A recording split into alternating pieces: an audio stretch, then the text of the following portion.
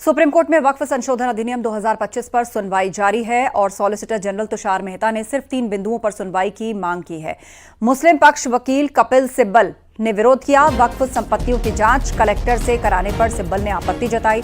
कपिल सिब्बल ने कहा कि वक्फ संस्थाएं दान से चलती हैं और यही वक्फ बाय यूजर है।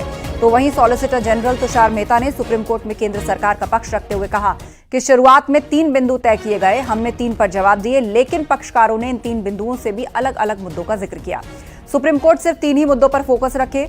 मुस्लिम पक्ष के वकील कपिल सिब्बल ने सॉलिसिटर जनरल की मांग का विरोध करते हुए कहा कि हम तो सभी मुद्दों पर दलील रखेंगे। ये संपूर्ण वक्फ संपत्ति पर कब्जा करने का मामला है। वक्फ संशोधन अधिनियम की संवैधानिक वैधता को सुप्रीम कोर्ट में चुनौती दी गई है।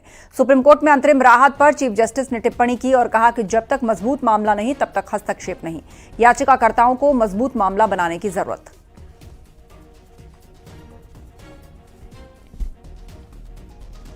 तो वक्फ संपत्तियों पर कब्जे की कोशिश, ये कपिल सिब्बल ने दलील दी।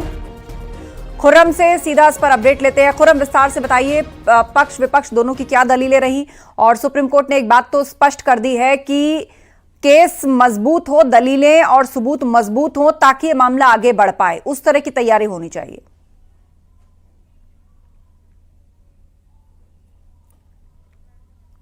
खुर्रम, विस्तार से बताइए क्या हुआ कोर्ट में।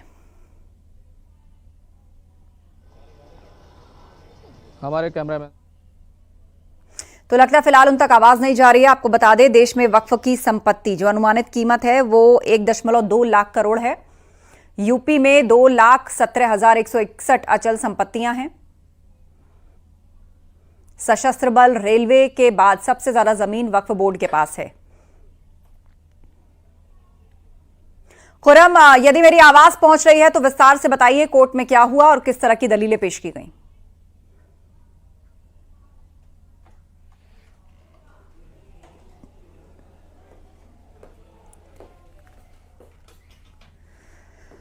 बहरहाल देश में वक्फ की संपत्ति की जानकारी, सुप्रीम कोर्ट ने साफ तौर पर कहा था कि दोनों ही पक्षों को 2-2 घंटे का समय दिया जाएगा। आज कपिल सिब्बल जो है वो अपनी दलीलें रख रहे हैं। जाहिर सी बात है कि जो तमाम याचिकाकर्ता सुप्रीम कोर्ट पहुंचे हैं और जिन्होंने चैलेंज किया है, जो आपत्तियां जताई हैं, उन तमाम आपत्तियों को लेकर जो है जिक्र कर रहे हैं। हालांकि जिस तरीके की बात शुरू में जब बहस की शुरुआत हुई तो सॉलिसिटर जनरल की तरफ से ये कहा गया था कि 3 ही बिंदुओं तक ये बहस होनी चाहिए, क्योंकि उसी को लेकर के इससे पहले बातचीत हुई थी। लेकिन एक विस्तृत सुनवाई की जो बात कही थी वो आज देखने को मिल रही है। तकरीबन 1.25 घंटे की जो सुनवाई है, जो दलील रखी जानी शुरू हुई थी, वो तकरीबन 1.25 घंटा हो चुका है और अभी और भी समय, जाहिर सी बात है, दलीलें रखी जाएंगी। लेकिन बुनियादी तौर पर जो तमाम बात जी बिल्कुल, आप नजर बनाए रखिए खुर्रम, आगे भी हम आपसे अपडेट्स लेंगे। फिलहाल जानकारी के लिए बहुत शुक्रिया।